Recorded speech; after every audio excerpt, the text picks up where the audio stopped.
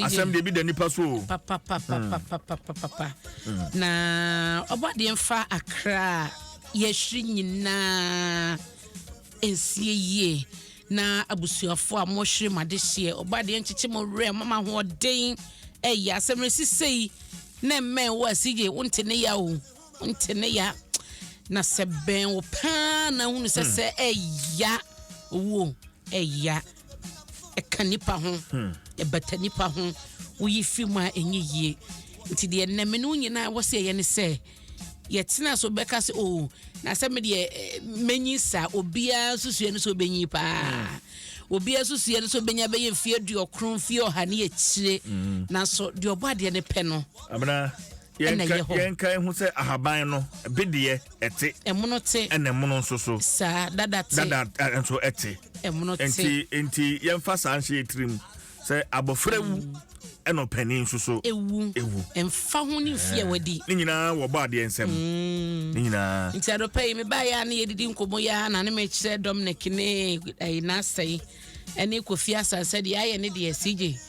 me sha se agege me de ne sisi a ojojo de ne me nsa wa bode no me gema de sisi a wan la free mu me gema de di ni na sa wa wo ye hu aye ne se nyensa bode na abejeje sese eye busua no na ejeje wo hu nsa abode sese busua je nti me wo hoyi nti bi sa Dominic senti nko be wo me ma me nsa wan no de on fa ma me na bibi sa Kofi Asan ene na senti CJ nka ba ba he tensities menye 10 cities Abraham ma me nsire o CJ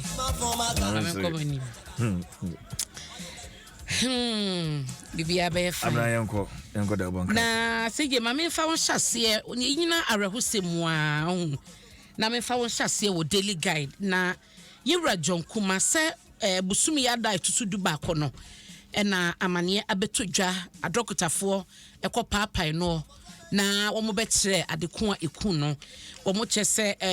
ne da itutu dumienu no na nkrata ni nyina de ekoka busua ne sasese no abusua no etwen so mo nsa ebeka owo nkrata no eye death certificate no na wo mo chese hwehwemu na ekoso no de abetodwa en se wo mo hwe ni mogya mu en ne dwunso mu nyina no na bibi animu ese eye ensa akoho nsa no odin ebi wom na se bia aduboni bi na ebi ni poison so na ebi ni eye ni mogya ene ne dwunso a wo mo etwen kakra eye nhwehwemu no na wo mo ekyese opanyin yi na yade won so a eno no wo de ma menka yes blood cancer ni di na nkasa ho no doctor for na betumi aboso mo ani atwen ho no bo CJ na blood cancer na kyese okokram ewo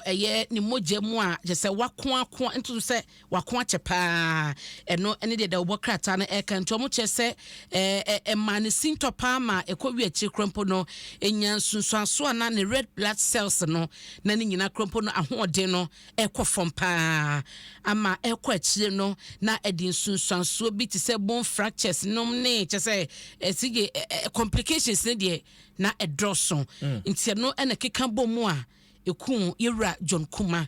obade mfa ne kransie yie nti enne ya yekoye nim de kyesa busua ensaka eye enkrata ya ayarsabia na ede ba mu kyese police hospital ye won kran ha ena eye ehwehwemu no ewo ho na ne yare mu nyina no ene ade ne kyese oje ayarehwe ewo Germany emonten so agana ha so no na ayarsabia ba ko hon ma eba no cancer ene treatment na omo so ejira mo na so pa na oje oye wo Germany obagana ha so a na wakosa ayarsabia no na ebi kas na ne ba bia no wo no na ho no de okọ enye yie hu se ewo yare a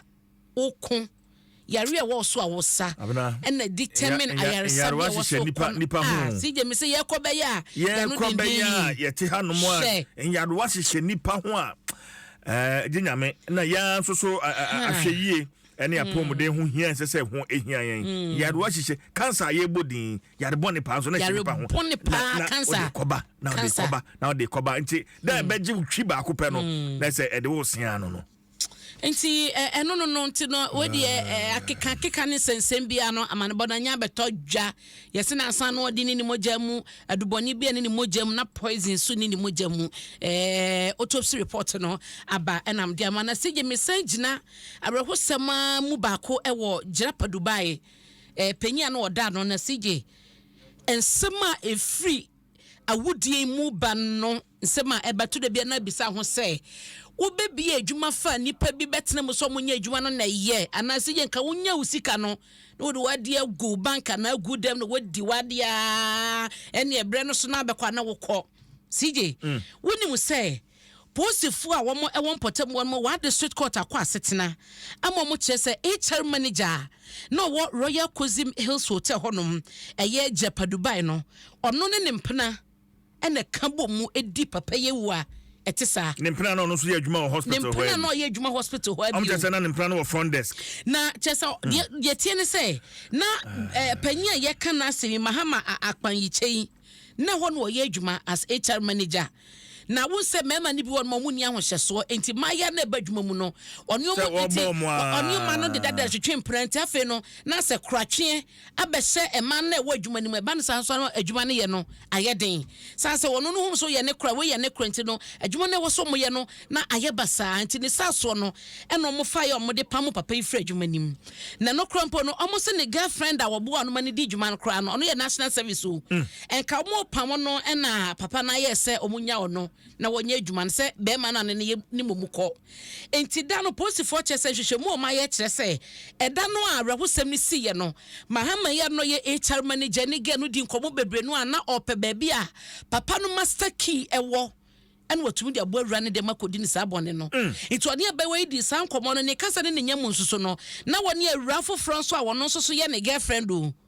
ene dampa so ye Belinda Miller no one ne dampa so a chese enho sensem so kobaye nti no mamienu na sa na dwo no posifo eche Belinda Miller no na ye national service ni na wo chen ba bia master key a obetun de kọ Owura Johnson dem no ekinida na ababa wa ba kon so no so de asare enso so da dem on ne da dem na wo branti eche ne se ukota aduane abre no ti me kota aduane aba no ene awudie no enti asare nso chese wo twen ya papa ne ma no de ofa mu daye wo so ye nata obonimu a wo da mu a ase ye de bede ja cheche ne sabenkum no na obisa ne se ye de so obi do no ase do no efe no na wo praye enti mi gidi so ne papa no prayer pa struggle ye prayer enti wo praye postifo so bisa no de ye wo praye o se na wo twitwa vegetables na se kan ni twa no wo mo so ye nso nipa onya benkuma na waka se wo de ne benkum na edi dwuma bi na de na ba ne che se enchemu no de bai no akoye different de man ne mpre na no ne eda dem no ene de ma postifo enti nipa postifo chi wo mu nyina no o maje o mama naka abranti ni miensa e ka mo ho a che se Belinda Miller ye wo no na kire Mahama babia papa no master key eda wodi kodi ne sawu no eno so wo ha enti no CJ chese posifo ye mo mabaso omayade de free eye Jirapa Dubai empotem honom eba abewuse mesi ye posifo achi HR manager no no obi na di na dwuma se meti hei na kwasichum ni petrimo sumo esabna mitimi ni wonya adwuma biem na me kokuno na mekọ na me de yodi asemi mu na da adwuma no na me ma ne sika de biye na me ba adwuma no ntime ya de papa ya adwuma no se adwuma no nkoso a se je ke beka se me nkọ obi abie na adwuma na wo ye bema na watamudi asoa wo adwuma nim peso gu adwuma no na abena wahu investment a papa no waye hotel no wahu any investment kitwa CJ abena indoor a friends a swimming pool ya air condition wo ho nyina o abena enya small investment na papa no yakunu ma waja hosa no na HR manager che say postifo ne IGP ne osadom me de mekanse damase sa dia we moye ntentem pa ma evidence nyina ko wie se bibia kodro ma hu na che se omo maka nyina so omo nko nti custody no ma yere mande wo mo no mahama yo no ye HR no ko prison custody na ma na ka no so ko prison custody ahwehwe mu no eguso a ekoso mo koso amadwumade ni se ya fama yen na ba ni se ya ho BBC a obi kura ni suro bia wo na ti koso ofre post ni o nti yeda mase adwuma mo ye no mo koso anye ne saa na seje ma me fa nko Ghanaian Times mu na yen hwe ye adwuma aban yi mampani akufo adone na bedi akire Alhaji Dr. Mahmoud Baumia omba ma ye ne hwe Ghanaian Times ne fa etoso enso a edaha wo mo eche se emfinsu ni no sika $500 million ene eye de aban no edia hye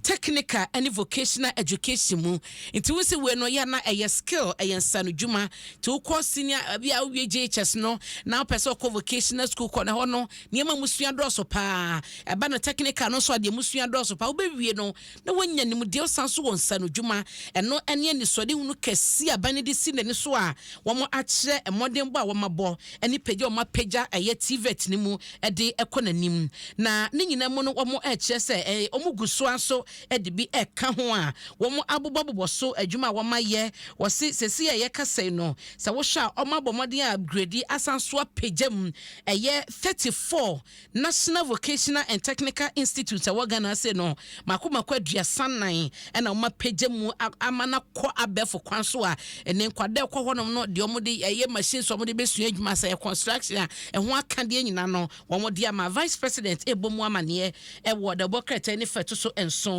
ena yewura Samia Wukua enei African Lotteries Association no ese onkoye Vice President no eno so ho asem edaha no ma brasame ogusu trend pa boys abre or trend pa congratulations kese ene yekoso a edema no na mamemfa wonko the Daily Statesman na yehwe anim han mo ene said yetie ya mampani akufo ado edaha na South Africa mampani Cyril Ramaphosa so edaha ne nyina ene se Ghana ene South Africa ka montuma aboano ehwe se edwadie na se yedi sika ehwe bibi mama na nyini na aboano so no so emu amane edaha dendende na o maso nsema omo echia ayonkofa titiw ewo dwadie mu no na empanyefo ehwe asemu kena TVET ho asem so ewo statement anim ha na eno achi so no asem we unim se mampani abedi akire da o che ne vision e de magana no ka se omo hwe sayire so ano first quarter ewo afimu no nkwada na omo yes omo be ma wo identification numbers a wo mo pagya na omo fingerprints enyini wie na yebetuma mo Ghana card no enne na Vice President